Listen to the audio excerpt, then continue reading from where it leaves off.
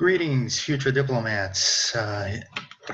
This week we will go through our seventh exercise list for our first phase English course here at Zeitgeist. And this week I have a special little text, an op-ed piece from the New Yorker, from Ji Yang Fang, excuse me for my pronunciation. And this first text has an interesting comparison between George Orwell's book, Shooting an Elephant, and his views of imperialism and his very good use of descriptive language to give the reader the essence of what happened there and his impressions of imperialism, and compare it with modern-day China through the eyes of a Chinese writer, and how she sees China today, and how does that compare with imperialism back in Orwell's days. Okay, and if you didn't know, George Orwell, he was a policeman in Burma, nowadays Myanmar. He worked for the British Empire, for the British Raj, and he was a staunch opponent of imperialism after his work there. And in this book, Shooting an Elephant, he gives the reader a complete view, a very detailed view of how imperialism worked and how his personal experience with imperialism was, and the contradictions that existed between his views in imperialism and also his daily routine, his daily work. Because on one hand, he hated imperialism with all his intellectual might, but at the same time, the resistance that he felt from the local population also made his job harder. So he was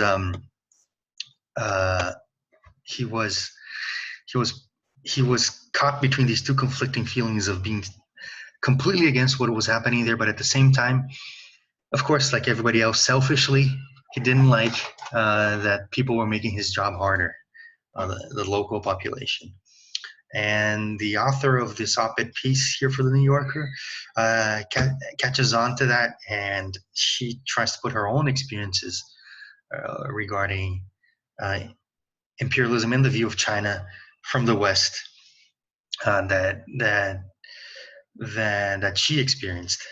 Okay, all right. And this is a very well written piece. Has some moderate to hard vocabulary, and also is fraught with irony, and I would say with metaphors and metaphoric speeches, and uses some expressions which some of you might not ever have seen, which is something that they usually do in the exam, of course. They try to catch you off guard with a few vocab words you don't know that might alter completely the meaning of a sentence. And if you're not prepared, you're not going to get a good score in the exam, okay? All right, so let's get on to it.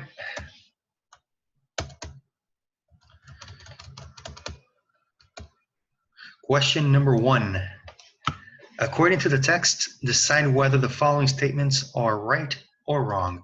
This is a very simple, generic header here for the question. So it's going to be a reading comprehension mostly question, and very simple. So just go back to the text and look.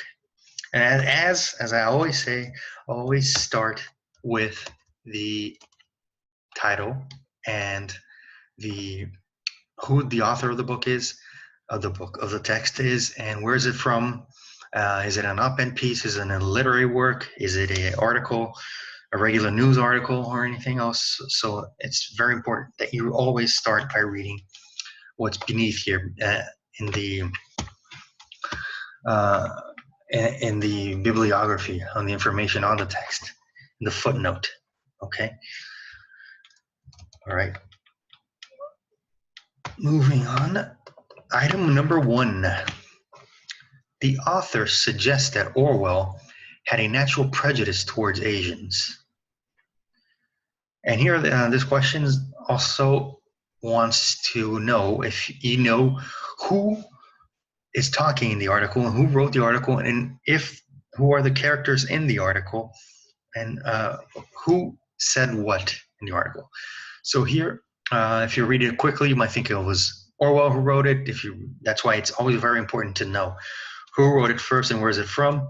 If it was just quoting Orwell, if it was Orwell who was speaking, or if it was another author talking about Orwell. In this case, we have Jian Yang Fan. Sorry for the pronunciation again. Talking about Orwell's book or experiences. And this is also, this item tries to confuse you because if you read it very quickly, you will see that George Orwell, she sees Orwell as calling Asians or the local population where he worked at as little beasts. So if you read it very quickly, especially in this area, the last sentence, but if I could help the queasiness in my stomach, what was the piece of myself that recoiled at the thought that a white man could see yellow people like me as little beasts? This, if you read it quickly, if you don't understand the text very well, will make you lean towards thinking that this question is correct, this item is correct, when in fact it's not. The text does not say that he has prejudice, a natural prejudice, which makes it even wrong, even more wrong if that's possible, had a natural prejudice towards Asians. And he did not have a prejudice towards Asians. That's not what I said here. He said that the little beasts were actually the people he was dealing with on a day-to-day basis, and they were little beasts. And that doesn't necessarily mean that he does not like Asians. It means that in the situation that he was, the people that he was working for, who happened to be Asian, sometimes acted like little beasts for him. But at the same time, the author of the text here, who is Asian, she just felt she understood Orwell's point of view, but she felt a little uneasy by him using the words little beasts. The way, since he, an Englishman, calling people from Burma, the people he was sometimes interacting with, calling them little beasts, seemed a little uneasy for her. But that does not mean that Orwell has a natural prejudice towards all Asians, to every Asian. And it's not said anywhere in the text.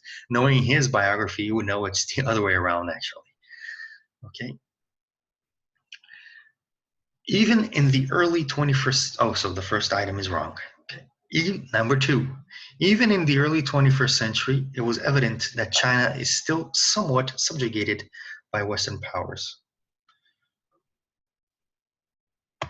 Okay, let's move on here. This one was actually a vocab test disguised in a reading interpretation question. Of course, it had elements of both reading interpretation and vocab. But here, actually, what I wanted to test you guys is this expression here, even in the early aughts.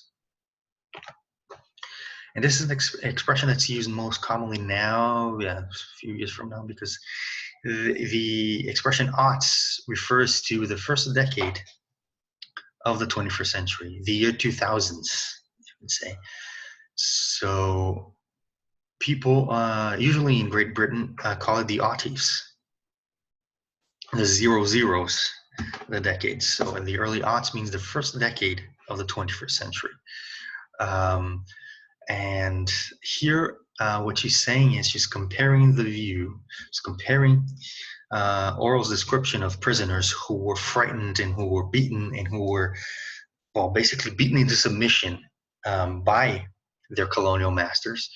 And she's comparing China at the beginning of even in the beginning of the 21st century, China seems still to suffer from the infamous century of humiliation, which was the 19th century China, when it was invaded, had ports, had many riches controlled by Western powers, who who attacked China, who weren't able to colonize China directly, but had great influence in its economy and its trade with the world. So the Chinese, who saw themselves as the middle empire, one of the center of the world for centuries, were now being subjugated by foreign powers who the Chinese always saw as lesser than them. So that for them it was a humiliation. And continuing on until the early 21st century, the author still saw China hadn't uh, overcome that aspect of it, because China still was a very socially unequal country. There were a lot of poor people still there.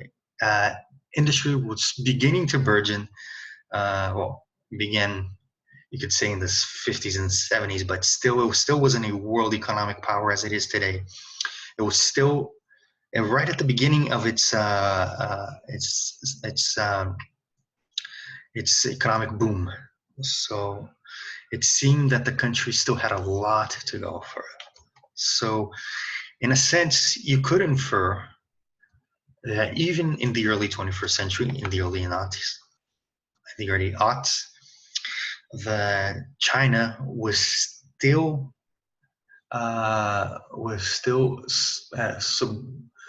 subordinated in some ways, especially economically, to Western powers. You could be inferred that from that. That's why you have to always look for these softening words that soften the discourse, like somewhat, like in some aspects, and something. It doesn't say that categorically China was subjugated in all facets to Western powers. It should say that was somewhat subjugated. You can infer that from that sentence where she talks about that it seemed that the century of humiliation was still not over. And if you knew something about the century of humiliation, you would know that China was in fact subjugated to Western powers, even though it was not under their direct rule. Okay. So number 2 is correct. Number 2, you had to have also some background historical knowledge. It's something that I always talk about, that sometimes they test your culture, your background culture, your general culture with the English exam. Okay, so if you have extensive historical knowledge, it might actually help you in the English exam as well.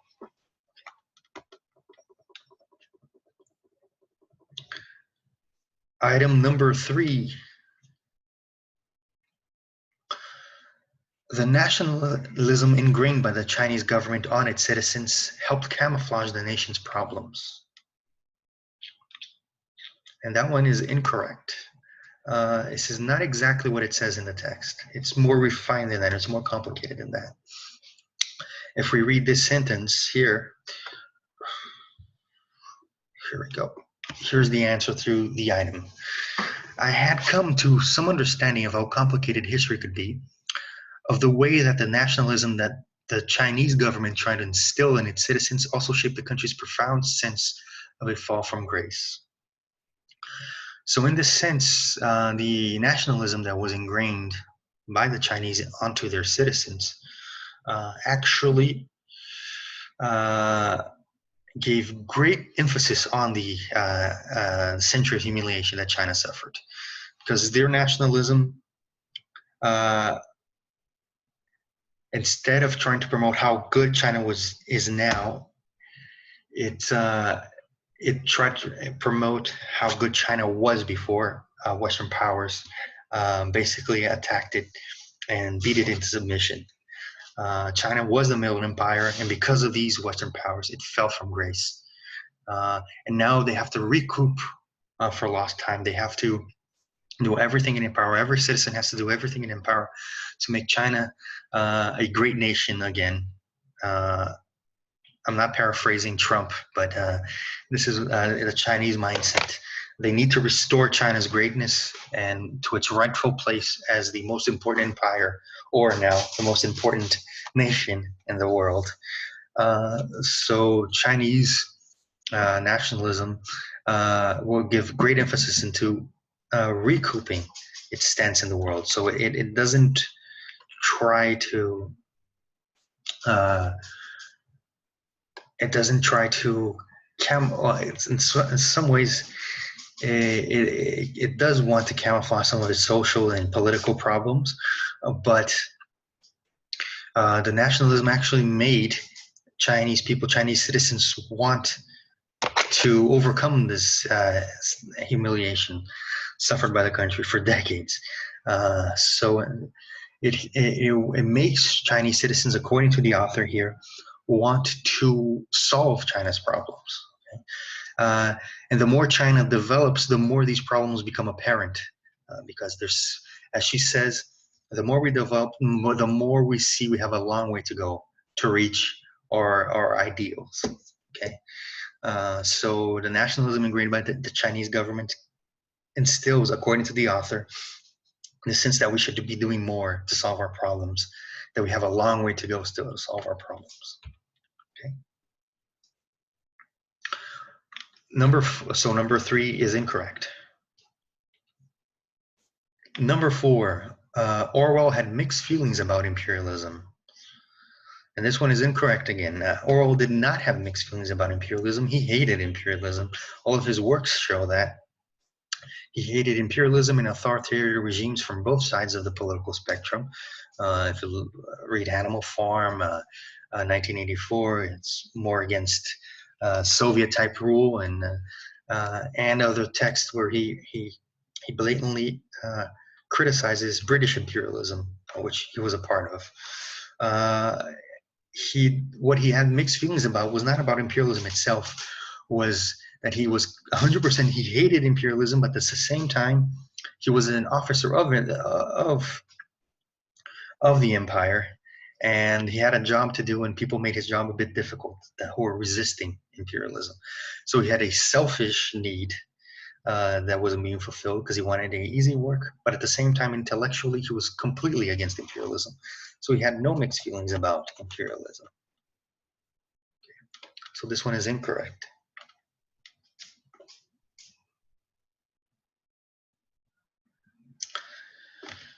Number 2, here we have to be aware of more things than just reading comprehension. If we look at question 2 here, based on the ideas expressed, grammar, and the vocabulary of text 1, so we have ideas, grammar, and vocabulary of text 1, decide whether the following statements are right or wrong.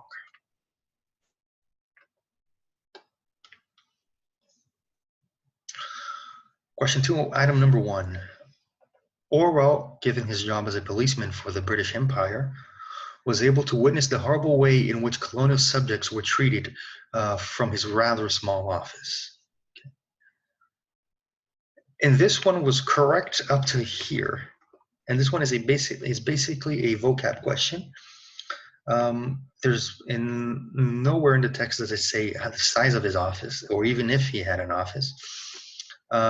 What it says is that he was able to observe the empire's dirty work at close quarters. Close quarters could also mean it's a small room. That's why it could confuse a few students. But in the sense that he's trying to, in the context here, what he's trying to say is that he was able to observe the empire's dirty work from a close distance, because he was right there. He was right on the edge of the empire. He was right on the street. He saw it on a day-to-day basis exactly what the empire was doing as a policeman.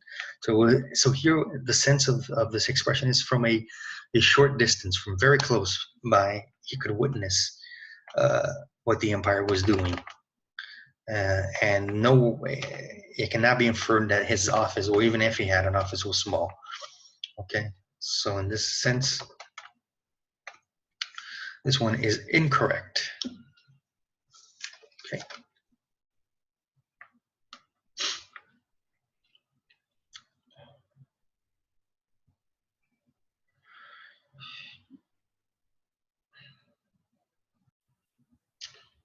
Okay, we're back here. Sorry for the interruption. Here, number 2, this one is strictly a vocab question. The word flinched, written in bold, can be correctly substituted by the word hesitated without affecting the meaning of the sentence. I flinched when I first read these words a dozen or so years ago. And this one is incorrect. The word flinched means that it's actually a knee-jerk reaction. It's a reflex, either to pain or to fear. Like, for instance, when you feel sharp pain in your knee or something, when you are vaccinated or something with a needle, you flinch. You make a reflex reaction like this flinching. It also can be used in a metaphorical sense that, also out of fear, somebody scares you, you flinch. Okay. So in this sense, she was saying that she felt a bit uncomfortable. She flinched. It doesn't mean she hesitated. To hesitate is almost the same word as in Portuguese, and they have very different meanings. When you hesitate, you don't go through with doing something. Okay, you hesitated, and you do something poorly because of it. You weren't too sure about what you were doing.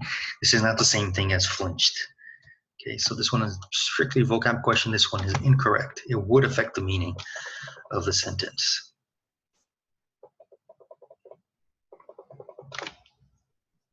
Question 3, item 3. The prisoners described by Orwell in his novel were stacked one on top of the other. And this one is also a vocab question. Let's read his description of the prisoners. This one is incorrect. Okay, wretched prisoners huddling in the stinking cages of the lockups, the gray cowled faces of the long-term convicts, the scarred buttocks of the man who had been flogged with bamboos. Okay. Here, nowhere does it say that they were stacked on top of each other. Here it says they were huddling. Huddling means they were grouped together in a very tight group. It doesn't mean that they were stacked up together. So this one, again, another vocab question. And this one you have to read the whole description of the prisoners. But in nowhere here does it say that they were stacked up on top of each other. They were huddling. They were in a group together, very in a tight group, but it doesn't say that they were on top of each other. Okay, so this one is also incorrect.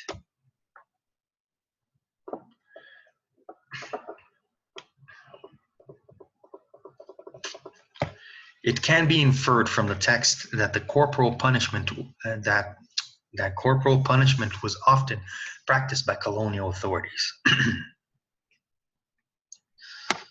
And this one is correct. Corporal punishment, as you know, is when they have actually physical punishments.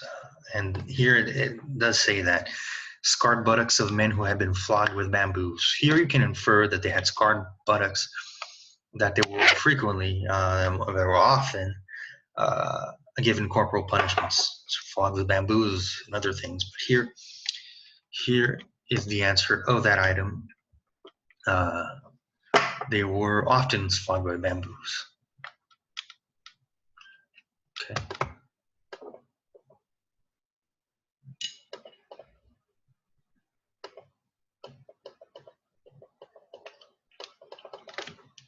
And notice that he doesn't say it directly there that they were flogged frequently, but here the item uses the expression it can be inferred. So here it gives more leeway to the examining board to ask you more flexible questions, more interpretive questions than if it said it's directly expressed in the text that the corporal punishment occurred often, then it would be incorrect. But in this case, it can be inferred that it happened often because of the scarring and stuff. Okay, so it can be inferred.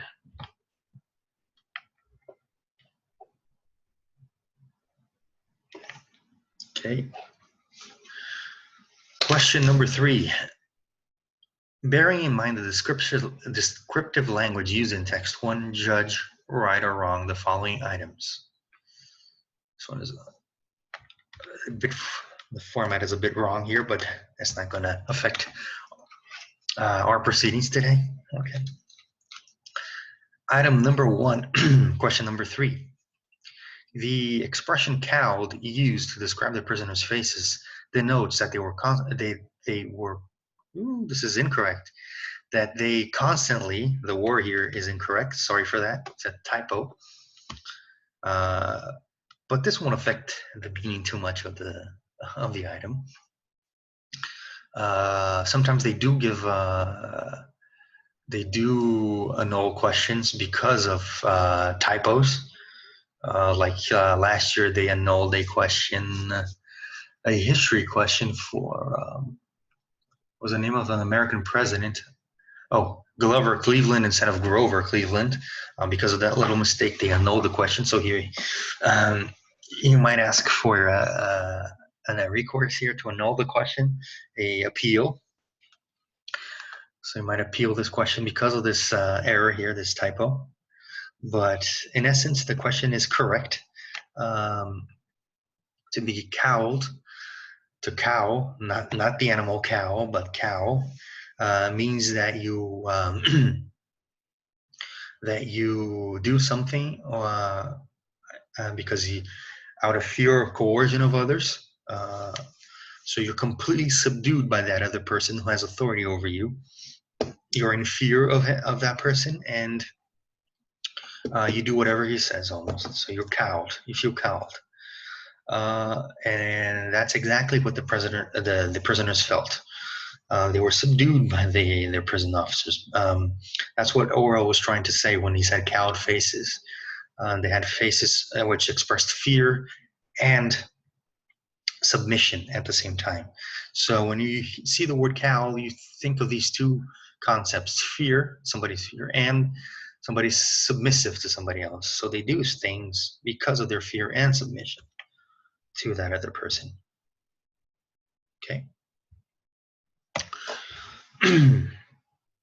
So item number 1 is correct. Item number 2, the prisoners described by Orwell were used as a metaphor by the author of text 1 to represent China's self-image. And that is incorrect. If you read the text,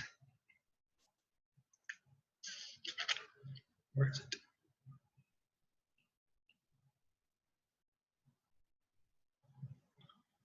Here. This must have been how China too seemed to the Western world. Okay, so it seemed to the Western world, not to China's self-image, that there were the prisoners that would have been flogged, that had been besieged, assaulted, molested, bruised, just like the prisoners by the Western powers, a country, a nation that was subdued, beaten into submission. This is how the Western powers might have felt.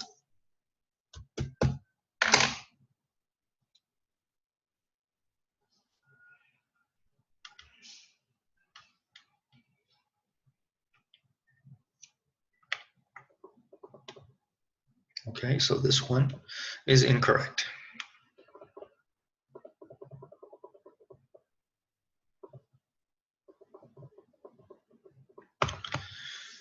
Question number 3, item number 3. China's development in recent decades only made more clear how far the nation was held back. And this one is correct. This is exactly what she says here, that China's recent developments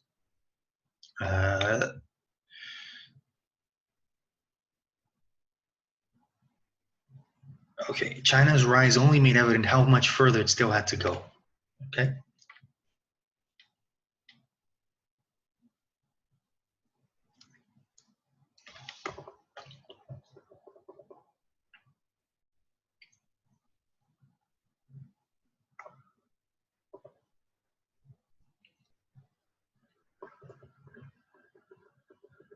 Moving on, so this one is correct, item number 3. Item number 4, the author of the text felt nauseous after realizing that some Asians, which were unfortunately referred to as little beasts, were also responsible for the ills of imperialism. And this is incorrect. George Orwell, what he says is the little beasts are responsible for his annoyance and not for imperialism as a whole. George Orwell places blame for imperialism squarely on the British officials. Okay, And she felt nauseous because Orwell referred to Asians as little beasts, these Asians, even though she understood the context that he was saying it, and he understood the point behind what he was saying, she still felt a little nauseous because he used that expression. Okay, but it also doesn't mean that he was racist or that he was in favor of imperialism. He was against all of this. Okay, but she did feel a little bit uncomfortable, a bit queasy, um, because of this expression that he used. So this one, number 3, is incorrect. Okay, item number 4, question number 3 is incorrect. Now we have a text directly from the 2009 TPS. Okay. Questions about religion and fundamentalism. And these, as you see, the questions are a lot shorter back then, very much more direct than the questions are today. See this, if you just see the size of the items, they were much shorter than these days. The ones I made are more in tune to what the exam is today. This one was much easier, in my opinion. Okay, and they gave you a much more direct and straight off questions. Question number 4. It can be concluded from the text. So they give you the general idea of the text in one sentence, and you have to find out which one is which. Okay, which one is correct and which one is incorrect. Item number 1, question number 4. Fundamentalism is more intuitively perceptive than secular culture. And this one is incorrect. This one, always notice when they give you comparisons, like using the expression more than, less than, greater than, when they use superlatives, always just turn on that warning light, because they might try to confuse you, because nowhere in the text does he makes a comparison that fundamentalism is more perceptive than secular culture. Okay.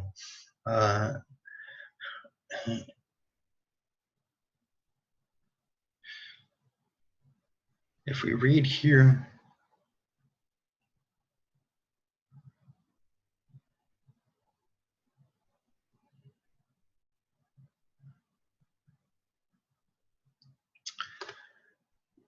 we would say that secular culture is a bit more appealing, a bit more seductive than fundamentalism. So actually could infer the other way around.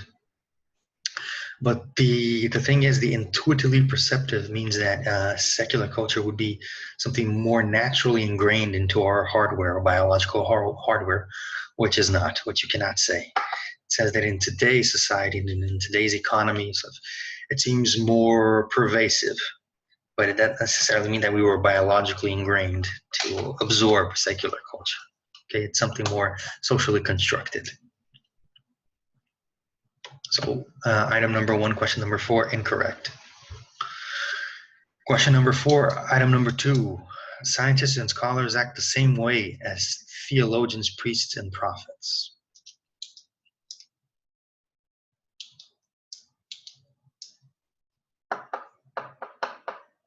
And this one, again, is making comparisons here. He's saying that scientists and scholars act the same exact way as theologians, priests, and prophets.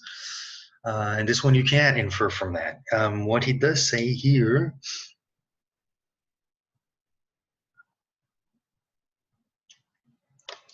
so far as the new faith, if that is what it is, has theologians, priests, and prophets, they are respectively the scientists and scholars whose business is to criticize and increase knowledge, the artists who refine our perceptions and open up new life possibilities, and the armies of idealistic campaigners who urge us to become more active in hundreds of good causes. Here he's comparing scientists and scholars to priests and prophets. But one thing is to compare them metaphorically. The other thing is to say categorically that they act the same way as theologians and priests and prophets, which is incorrect. Okay, this cannot be inferred from here, from this text. They're extrapolating.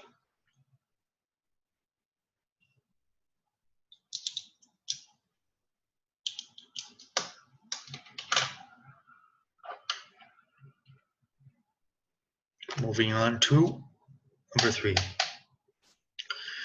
Again, he's making assertions here in number 3 that you cannot gather from the text. Idealism compels people to join good causes. You can't infer that from the text. If you read here, well, you cannot say categorically that because somebody's idealistic, he will join good causes.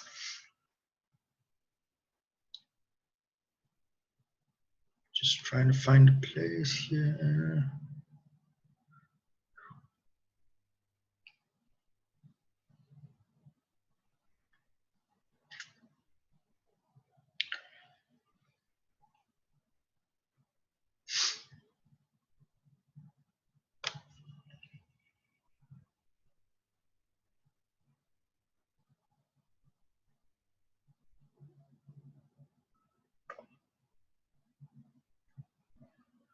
Okay.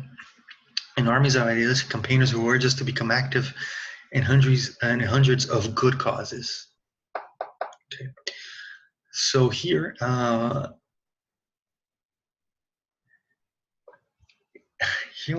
basically almost a reading interpretation question and a vocab question.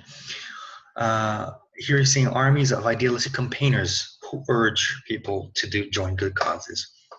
It doesn't say that idealism, the concept, generic, abstract, naturally compels people to join good causes. It says that people here in these armies of idealistic campaigners, these are the ones who actively urge people to join, not the concept of idealism itself. Okay, so this one is incorrect. Number 4, modernist humanist culture is subliminally perversive. And this is correct. You can say that the modernist humanist culture here is so seductive and compelling is this new faith that is somehow impossible to avoid adopting its language and its way of thinking. They are everywhere, meaning they're perversive, they're pervasive, and irresistible. Okay. There's what it makes it a religion. Once in the midst, okay. So it's seductive and compelling. And the way it's seductive and compelling, it subliminally makes you want to be part of that humanist culture. Okay? It does not actively make you be part of the culture, which is different than the idealistic campaigners who want to make you join good causes. Then they're being actively pressuring you to join good causes. In this case, humanist culture subliminally invades your consciousness and seducts you and makes you join this culture and put aside fundamentalist religions. Okay? So it will be the new religion. Okay, so this one is correct. So incorrect. Correct. And last but not least, question number 5. This is a vocab question, a vocab and grammar question. The pronoun its refers to humanist culture. Let's see here, written in bold. Its deadly enemy. Let's read the sentence. It perceives the science-based libertarian humanist culture of the modern era as being itself a kind of new religion and its deadly enemy. Okay. To humanist culture. It perceives it, here is the subject of the sentence referring to fundamentalism. Okay, so it here equals fundamentalism. So the it's here does not refer to humanist culture. It refers to fundamentalism. So humanist culture is now the deadly enemy of fundamentalism. Okay, so here we're just trying to confuse you because here you're tempted to write correct because you think of humanist culture here because you see it there, but you forget that the it here is actually representing fundamentalism from the sentence before. Okay, so here it refers to fundamentalism and not to humanist culture. So it's incorrect. The word rather means more or less. Rather, it's a loose coalition of many different forces. So let's read the sentence before. It has no officially recognized scripture, creeds, prophets, or organization. Rather, it's a loose coalition of many different forces, kept on the move in constant self-criticism and self-correction by an active and striving ethic derived from Protestantism. Cannot never pronounce that word. Okay, rather, here is not used in the sense of more or less. It's used in a contrasting manner. Here, you can understand this. It's trying to contrast the idea that it's that it cannot be seen as a religion, but rather, or indeed, it's indeed as a loose coalition of different forces. So the rather here has the idea of indeed, not more or less. Okay.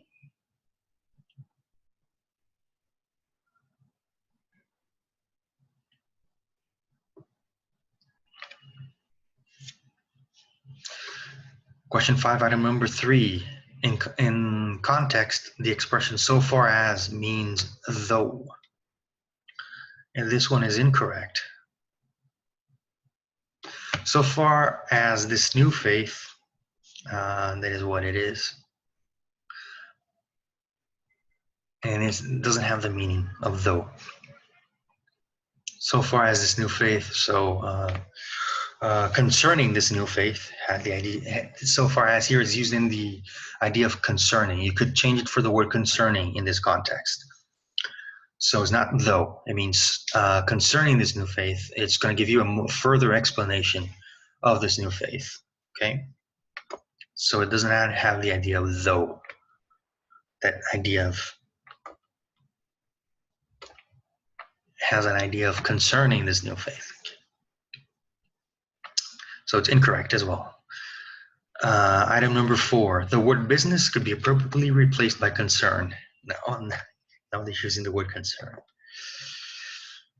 Okay, so far as this new faith, if that is what it is, has theologians and priests, has theologians, priests and prophets, they are respectively the scientists and scholars whose business is to criticize and increase knowledge. Okay, whose business?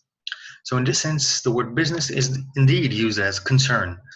Their main concern, their main preoccupation is to criticize and increase knowledge. Okay, so this one is incorrect. Their business, their concern, is not business in the sense that you're opening a new business, a new shop or something. It's business meaning your concern. Is to criticize and create more knowledge. Okay, so the word business here is indeed used in the sense of concern. So recapping all of our questions, question number 1, we had wrong, right, wrong, wrong. Question number 2, we had wrong, right. Question number 3 had right, wrong, wrong. Question number 4, we had wrong, right. Question number 5, we had Wrong, wrong, wrong, right. Okay. And this concludes our 7th list here. If you have any questions or comments, if you disagree with any of the answers, please voice your concern through my email address here, and I will respond to you as quickly as possible. Okay? Thank you very much, and we will see each other next in our next exercise list. Okay.